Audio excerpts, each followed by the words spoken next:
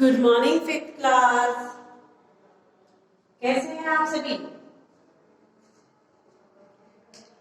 व्याकरण निकाल लीजिए। पंचपुष्प, इसमें हमने कल क्या पढ़ा था? मात्राएं पढ़ी थी, व्यंजनों के प्रकार, स्वरों के प्रकार और वर्णों के एक निश्चित क्रम में बने समूह को वर्णमाला कहते हैं। फिर स्वरों को लिखने के लिए जो चिन्ह बनाए गए हैं उन्हें मात्रा कहा जाता है। ये मैंने आपको बोला था कि आप अपनी नोटबुक में कर लीजिएगा, बोला था ना आपको करने के लिए, सो आपने कर लिया होगा। ठीक है, आप आज क्या पढ़ेंगे? अयोगवाह। क्या पढ़ेंगे? अयोगवाह। ठीक है, तो ये हमारा क्या था? वर्ण विचार पाठ सेकंड डाल देती हूँ।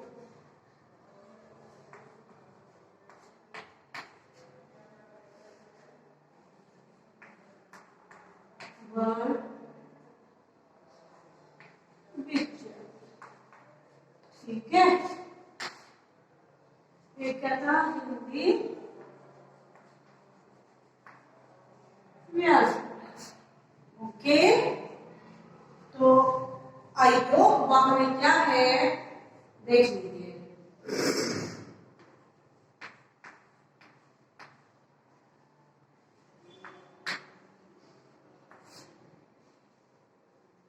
ये है अयोगवाह।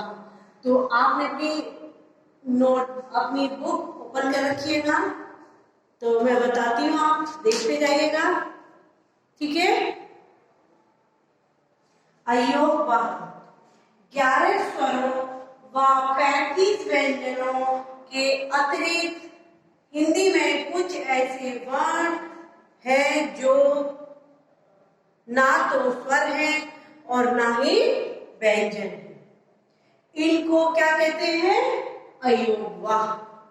ठीक है, हालांकि परंपरा के अनुसार इन स्वरों के साथ रखा जाता है। इन्हें क्या करें? हालांकि परंपराओं के अनुसार इनको स्वरों के साथ रखा जाता है। जैसे स्वरों के समूह होता है ना, उनके साथ इसको रखा जाता है। ये संख्या में 3 होते हैं। कितने होते हैं?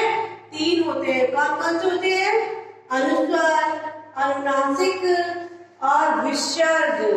इनका उच्चारण भी व्यंजनों की तरह स्वरों की सहायता से ही होता है। अनुस्वर क्या होता है? अनुस्वर किसको कहते हैं? अनुस्वर, इसका उच्चारण नाक से होता है। इसका चिन्ह ये होता है। यह व्यंजनों के ऊपर बिंदु के रूप में लगाते हैं। क्या कहते हैं? व्यंजनों के ऊपर बिंदु के रूप में लगाते हैं। जैसे कि बंदर, पंखा, रंग, हंस। ठीक है, ये है। और फिर उसके बाद में अनुनासिक। अनुनासिक क्या है? इसका उच्चारण नाक और मुख दोनों के साथ होता है। इसे चंद्र बिंदु भी कहा जाता है। इसका चिन्ह, जो चंद्र बिंदु की मात्रा होती है, ये वाली ऐसे। ठीक है, ये होती है।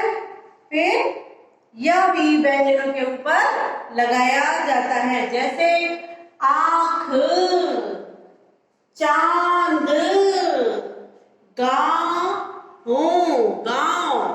और कुआ आदि। ठीक है, विसर्ग। विसर्ग क्या है? इसका उच्चारण आधे ह के समान होता है। इसका चिन्ह कैसा होता है? ये। ठीक है, ये विसर्ग का चिन्ह होता है। यह व्यंजनों के बाद या बीच में लगाता है। क्या? व्यंजनों के बाद में या बीच में लगाते हैं। जैसे दुख, प्रातः, क्रम शह, फिर अब, तह आदि। ठीक है, इन तीनों में से अंग और अह वर्ण को स्वर समूह में शामिल कर लिया जाता है। ओके, क्या कर लिया जाता है? स्वर समूह में शामिल कर लिया जाता है। संयुक्त व्यंजन कौन से होते हैं? संयुक्त व्यंजन जिन व्यंजनों की रचना दो या दो से अधिक व्यंजनों को मिलाकर की जाती है, उन्हें संयुक्त व्यंजन कहा जाता है। क्या कहा जाता है? संयुक्त व्यंजन कहा जाता है। ये संख्या में 4 होते हैं। कौन कौन से होते हैं संयुक्त व्यंजन? जैसे कि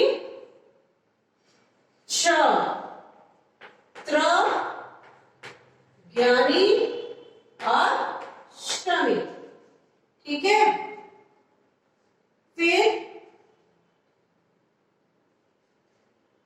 द्वित्व व्यंजन, जब दो समान व्यंजन एक साथ आकर मिल जाते हैं तो इस मेल से बना व्यंजन द्वित्व व्यंजन कहलाता है। इनमें पहला व्यंजन स्वर रहित होता है, जैसे पक्का, हक्का, मक्का, धक्का, जिसमें आधा स्वर मिलाता है। ठीक है, फिर संयुक्त अक्षर यानी जॉइंट लेटर। संयुक्त अक्षर कौन सा होता है? जब दो अलग अलग व्यंजन एक साथ मिलते हैं तो इसे मेल से जो व्यंजन बनता है उसे संयुक्त व्यंजन कहते हैं। क्या कह रहा है ये? जब दो अलग अलग व्यंजन एक साथ मिलते हैं तो इस मेल से जो व्यंजन बनता है उसे संयुक्त अक्षर कहते हैं। इनमें भी पहला व्यंजन स्वर रहित होता है। कैसा था? स्वर रहित। तो कौन सा होता है? जैसे कि कंधा, अंधा, धंधा, विद्या, विद्यालय, अच्छा, मच्छर, स्वच्छ, क्यारी, क्या, क्योंकि, ये सब इसमें आते हैं। आगत ध्वनि, आगत ध्वनि क्या होती है? अरबी, फारसी और अंग्रेजी के प्रभाव से हिंदी में जो ध्वनियां आ गई हैं उन्हें आगत ध्वनियां कहते हैं। अरबी, फारसी और अंग्रेजी से हिंदी में आए शब्दों में ही इन ध्वनियों का प्रयोग किया जाता है। ये इस प्रकार है, जैसे कि doctor, hall, frock, farm, Iqbal, करीब, फकीर, फिर ख, अखबार, खतरा, खत आदि। ठीक है, फिर ज, जमीन, सब्जी, नजदीक और आदि। फिर फ से फल, क्या कह रहा है? माफ, फर्ज, नफरत आदि। ये हो गया हमारा। फिर इसके बाद में देखिए, इसको यहाँ हम पेन से क्लिक कर देते हैं। इसके बाद फिर कल आपको आगे बढ़ाएंगे। यहाँ हमने टिक कर लिया। कहाँ से टिक करना है? ये यहाँ से।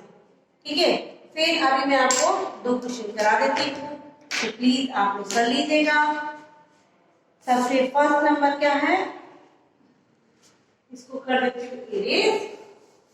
ठीक है,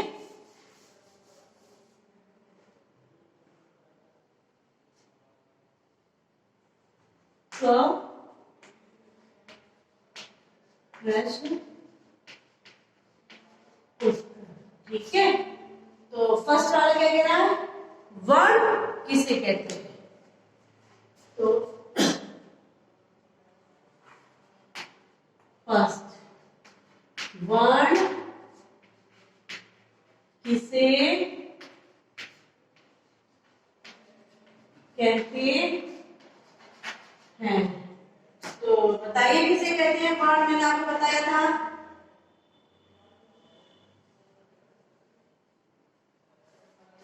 किसे कहते हैं वर्ण?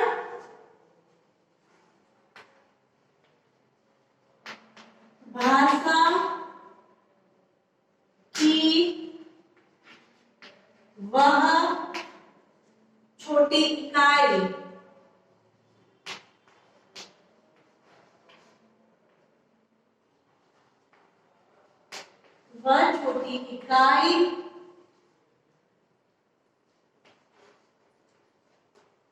जिसके और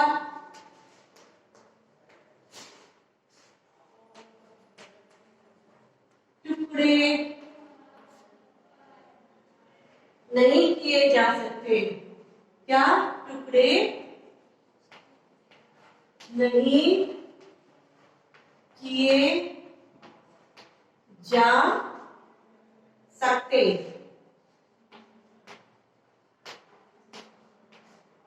वर्ण कहलाते हैं। क्या? वर्ण कहलाती है, वर्ण कहलाती है। ठीक है, ये हमारा फर्स्ट क्वेश्चन हो गया। फिर सेकंड क्या कहता है, अयोग वाक्य किसे कहते हैं? इसको बाद में करवाएंगे। ठीक है, फिर इसमें है थर्ड वाला, स्वर कितने प्रकार के होते हैं, ये लिखिए आप।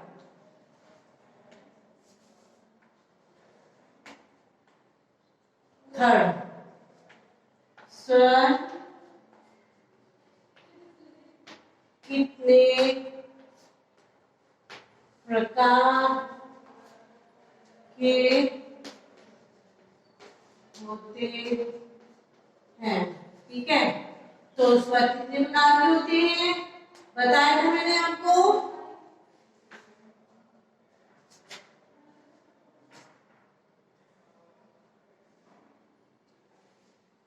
स्वर हमारे दो प्रकार के होते हैं।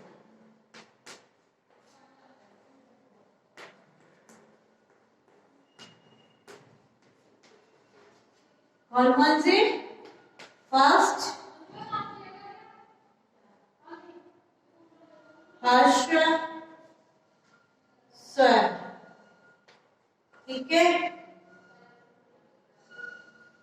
फिर थर्ड, सॉरी सेकंड, दीर्घ स्वर।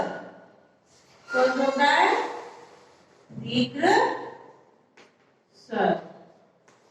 डन, हो गया आपका दो क्वेश्चन। स्वर कितने प्रकार के होते हैं? दो प्रकार के, हर्ष स्वर और दीर्घ स्वर। ठीक है, वर्ण किसे कहते हैं? भाषा की वह छोटी इकाई जिसके और टुकड़े नहीं किए जा सकते, उसे वर्ण कहते हैं या वर्ण कहलाती है। ठीक है, दो हो गए हमारे। व्यंजन कितने प्रकार के होते हैं?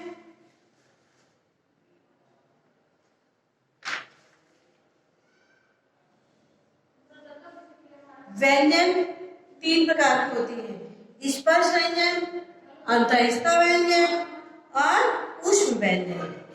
ठीक है, अब इसको बाद में कराएंगे, कल करा दूंगी। ओके, ठीक है, ठीक है, ओके बाय। ये आपका कंप्लीट हो गया।